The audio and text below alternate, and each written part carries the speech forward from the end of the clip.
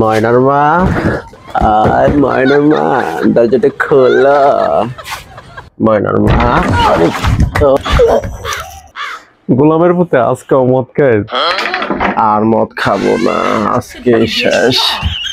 Please আর খাবো না মদ। ময়নার মা, আমি আর তোর সংসারে করতাম না, থাকতাম না তোর সংসারে, থাকতো সংসারে নিয়ে আমি চলে যাবো আজকে। ময়না বান্ধবী, এই সময় বান্ধবী তুই? আচ্ছা আয় বয়। আসবো? আচ্ছা।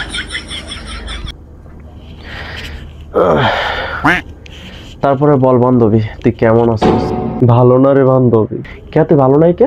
গোলামের পুত্র প্রত্যেকটা রাইতি মদ খায়, কয় এইভাবে কে সংসারে চলানি যা?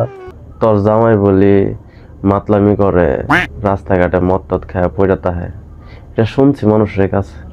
এটা ভালো না রে, এই কারণে তো সংসারে তো ঝামেলা।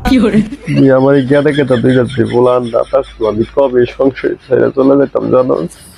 সংসারটা নষ্ট করিস না তাহিস, কপালে যদি দুঃখ তাহাতে লেখা সারানি যায়। আচ্ছা বান্ধবী তাহলে থাক, দুঃখ কষ্ট তো শুনলামই, কি আর করার, কিছু করার নাই তো, থাক জায়গা ভালো তাইস। হ্যাঁ, আরেকদিন আস মনে।